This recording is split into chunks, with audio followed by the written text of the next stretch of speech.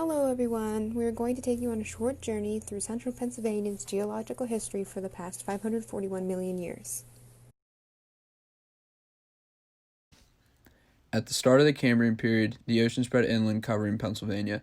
This created a unique environment for the deposition of sediments and developing new life in the region. Because of convection currents, the position and orientation of Pennsylvania have changed throughout history. The east coast faced the south, and North America was on the equator, causing the climate to be warm during the Cambrian. Around 485 million years ago, the Cambrian period ended and the Ordovician period began, and lasted around 42 million years.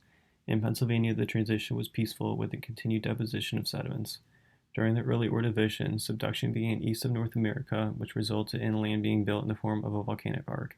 The subduction events caused the crust to plunge into the mantle, which heated the crust and caused a massive buildup of pressure.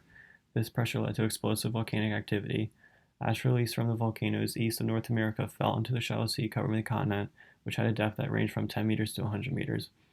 The ash has been well preserved and can be seen today in carbonate rocks that are exposed in central and eastern Pennsylvania, along with fauna of the period such as nautiloids, brachiopods, and mollusks.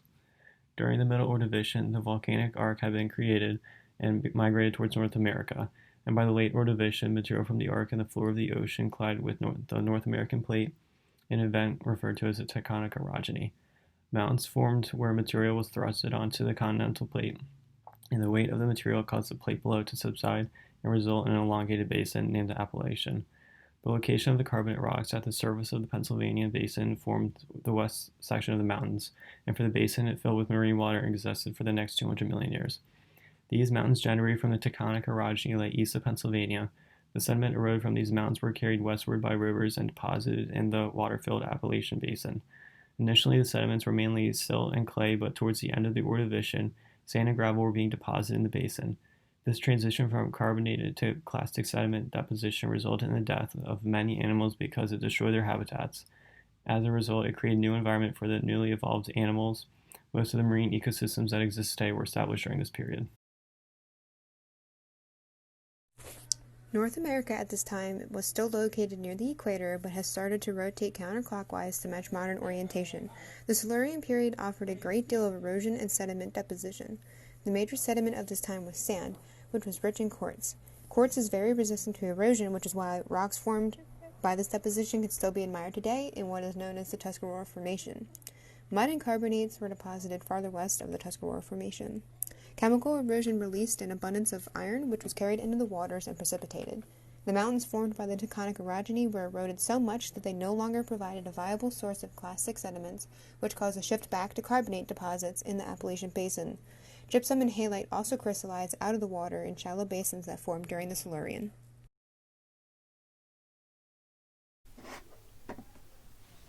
The Devonian and Carboniferous were impactful periods in the formation of Pennsylvania as we know it today. During the Middle Devonian, there was a massive mountain-building event known as the Acadian orogeny.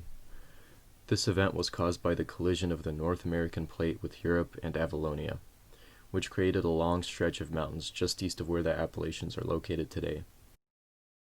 The Acadian mountains slowly eroded over time, forming a flat alluvial plain. This plain was dotted with rivers which flowed west into the Appalachian Basin, transporting sediments from the eroding mountains. This caused the gradual formation of the Catskill Delta, which was a slow process that lasted through the Carboniferous and created ideal conditions for marshes to form. These marshes were filled with lycopsids, a type of tree with scaly bark, ferns, and various other prehistoric plants. Ultimately, this environment deposited large amounts of carbon into the ground. It is worth noting that the color of the sediment being deposited changes from red to gray around the beginning of the Carboniferous.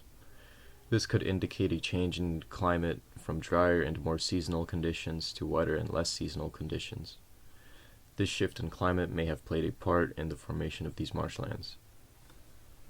The carbon from these marshes eventually formed large deposits of coal, which since became a great source of energy and revenue for the state.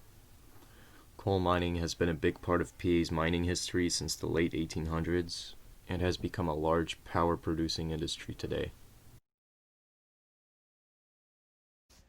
During the Permian, North America and Africa collided, causing a mountain-building event now known as the Alleghanian orogeny. During this event, the stacking of thrust sheets in eastern North America created a mountain range approximately 150 miles wide, 750 miles long, and 2.5 miles high. With the creation of the Allegheny and orogeny, erosion rapidly increased in the region and carried sediments westward to the Appalachian Basin, thus reducing the height of the mountains. The eroding sediments caused the remainder of Pennsylvania to become mainly a westward sloping plain.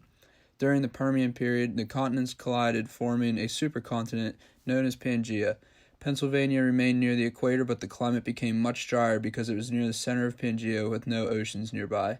This caused swamps to dry up and vegetation to become more scarce, leading to the extinction of trilobites and other organisms in the region. After this point in time, there were no more orogeny events that occurred involving central Pennsylvania. Pangaea had begun to break apart, and the continents shifted closer and closer to their modern-day locations. Weathering and erosion continued to occur to the exposed landforms and still continues to this day.